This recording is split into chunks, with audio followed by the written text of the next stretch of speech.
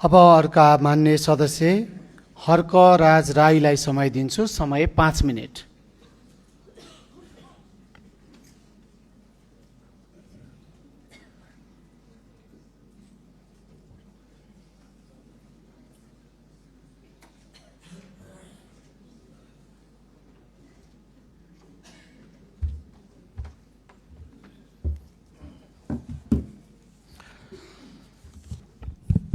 सम्माननीय सभामुख महोदय, आज एउटा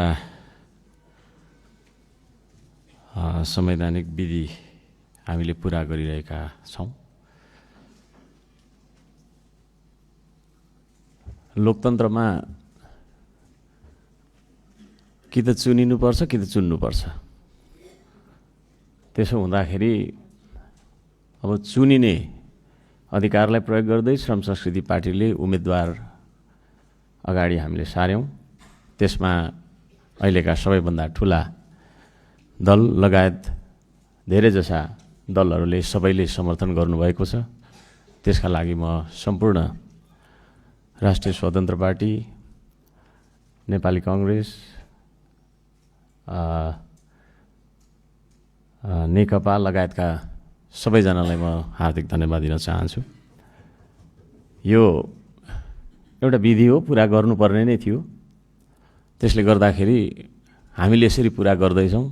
यो विधि पुरा गर्दाखेरि एकले अर्कालाई आक्षेप लाउनु पर्ने, त्यो अस्ति हामी चुनेर आउँदाखेरि जे गऱ्यौँ अब त्यो सक्यो, त्यो नगरौँ यहाँ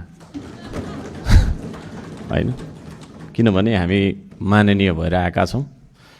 अब आम निर्वाचन जनताले हामीलाई चुन्दाखेरिको अवस्थामा हामीले भन्यौँ होला के भन्यौँ होला होइन, प्रतिस्पर्धा हो।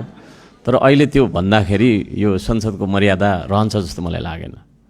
हामीलाई कसैलाई सिकाइराख्नु पर्दैन। यहाँ हामी आम जनताबाट निर्वाचित भएर आएका छौँ। त्यसो भएको कारणले त्यति सुझबुझ हामी राख्छौँ। त्यसले गर्दा कसले मलाई के भनेको थियो, कसले मलाई के अरे फोन गरेको थियो, कसले मलाई कहाँनिर औँला के अरे तपाईँको चाहिँ समाएर मलाई डोडाएको थियो भनेर हामीलाई बिलाउन गर्न उचित जस्तो मलाई लाग्दैन। म यहाँहरू सबैजनालाई सम्मानका साथ यो पनि आग्रह गर्न चाहन्छु। हामी यहाँ सबैजना माननीय हौँ। पूर्ववक्ता ज्यूहरूले कतिले हाम्रो माननीय रुबी कुमारी ठाकुरज्यूलाई रुबी बहिनी पनि भनेर यहाँनिर सम्बोधन गरेको मैले देखेँ। त्यो शब्दलाई खारेज गरियोस्। यहाँ कोही कसैको बहिनी, कोही नातिनी होइन, कोही बाजे, कोही मामा भान्जा भन्ने हिसाबले हामी यहाँ बोल्नु हुँदैन। यहाँ हामी सबैजना एकले अर्कालाई सम्मान गरेर माननीय भनेर एकले अर्कालाई बोलाइनु पर्दछ भन्ने म माग गर्दछु। र यहाँ केही पूर्ववक्ता माननीयज्यूहरूले ज्येष्ठ नागरिकलाई अलि अपमान गरे जस्तो होइन, एउटा खुट्टा कता भन्ने शब्द पनि प्रयोग गरियो, त्यो पनि नगरियोस्। हामी ज्येष्ठ नागरिकलाई पनि सम्मान गर्न सिकौँ। प्रकृतिको नियम हो, हामी जन्मेपछि हुर्कन्छौँ, बढ्छौँ, बुढो हुन्छौँ, मर्छौँ। त्यसो भएको कारणले गर्दाखेरि कसैको त्यो ज्येष्ठ उमेरलाई होइन अपमान गर्ने खालको शब्द आउँदा दिनहरूमा हामी सबैले उच्चारण गर्ने छैनौँ भन्ने मलाई आशा छ। हाम्रो उम्मेदवार रुबी कुमारी ठाकुरज्यू, उहाँ जेनजी हुनुहुन्छ। यो सम्पूर्ण राजनीतिक युटर्न नेपालमा जे आयो त्यो जेनजीको आन्दोलनबाट आयो। त्यसो भएको कारणले एउटा जेनजीलाई उम्मेदवारको रूपमा हामीले अगाडि सारेको कुरा म यहाँहरू सबैजनालाई निवेदन गर्न चाहन्छु। अब हामी एउटा प्रक्रियामा जान्छौँ, घोषणा हुन्छ। त्यसपश्चात हाम्रो दलबाट उहाँ हामीले गुमाउँदैछौँ।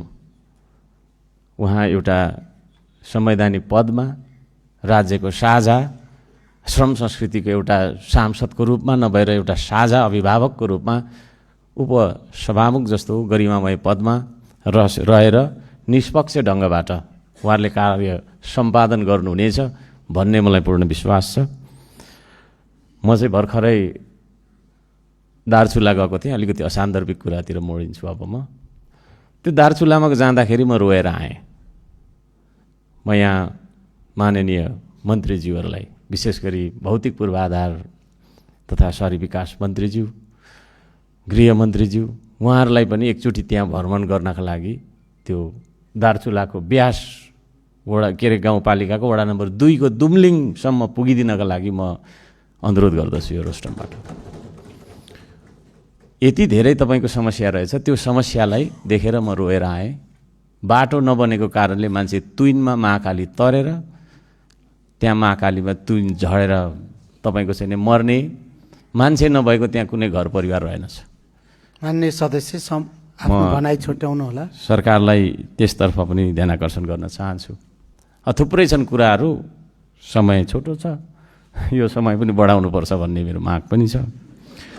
र अर्को कुरा, पर्यटन तथा नागरिक उड्डयन मन्त्रालय मन्त्रीज्यूलाई पनि म ध्यान आकर्षण गर्न चाहन्छु। यो फ्लाइट ढिलो हुँदो रहेछ, हाम्रो जहिले पनि फ्लाइट ढिलो हुँदो रहेछ।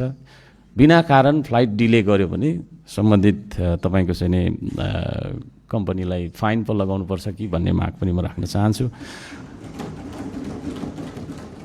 र अब अलिक अनौठो खालको बोलिन्छ। एकचोटि म फेरि अर्को अनुरोध के गर्न चाहन्छु भने, आउँदो दिनमा हामीले ताली ठोक्दा कस्तो हुन्छ होला, होइन? खालि हामीले यो टेबल कुर्सी ठोकेर, टेबल कुर्सीमाथि चढेर